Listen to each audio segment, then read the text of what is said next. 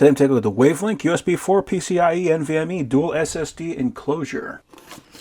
So we have got our quick start guide, and there is the dock. Now we can see this does have a cloning feature built in, which is always excellent to have with any kind of a dock. We do appear to have active cooling there in the bottom. We got two USB-C ports. One is going to be for data, that one is going to be for power. Got some more ventilation there on the top, and we have our indicators on the front for the cloning process.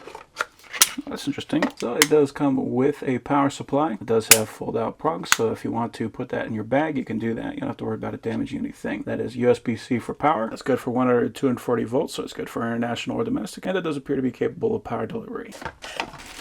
This is kind of interesting. It actually comes with a little flathead screwdriver. And we got our two USB-C cables. They are both USB-C to USB-C. This one is our power delivery, so this is charging, and this one is going to be data. So the drives are going to be stored in this side. There is just a little cover right here that appears to be magnetic to hold it in place. Got a little tab on the bottom to make sure it doesn't slip out. And we can see right on the top here, this is the source drive. So whichever drive you put in here is going to be the drive that you're going to want to have the information copied from. If we flip that over to the other side, then we got our target, so that is going to be where the information is copied to. You can see on the bottom we do have a little thumb nut. We can spin that out with our fingers, or we can use a little screwdriver to give us an extra hand. Now, one thing I did notice with this is that this is not a separate standoff. This is just a slot. So all that's going to happen there is it is going to slide into position there and hold it. Now the benefit of that is that you don't have to worry about tightening this up too much and potentially damaging the drive. So all we're going to do is match up our slot, drop that guy in. We're going to fit on our little bolt and thread that into the bottom.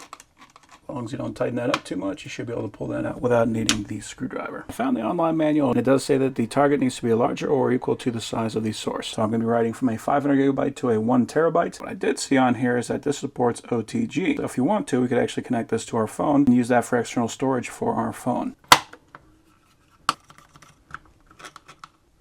Now, since all I'm going to be doing is the clone, I want to make sure that it can do a full standalone clone. We can't hear that fan, so that is running. On the front we can, so we have power to actually use the clone. I'm going to press and hold.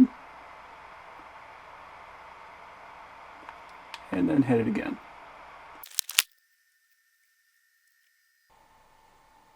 Okay, that was surprisingly fast. So most of these cloners, they take like around 30 minutes, even up to a couple hours. If you want to copy drives in a hurry, this is going to be the guy to use for that. Now we're going to plug into the back, and we're going to plug that into our computer. Alright, so that did pick up right away. And it is playing those files. So it only picked up one of the drives. So I'm going to right click, go to disk management, and we can see that our new drive is offline. So that's important because it is an exact duplicate of the original drive. So that would mean that it would try to be loading up with the same drive letter. So we're going to have to make a new drive letter if we want to see both these drives at the same time. So I was the original, J is a new drive. It did also partition as the original drive. So if we want to make that the full 1 terabyte, I'm going to right click, go to extend volume, next, and finish. So now we have the full drive, and that is a 1 terabyte. And we have all the same files. So I'm going to copy and paste about 15 gigabytes worth of pictures and video.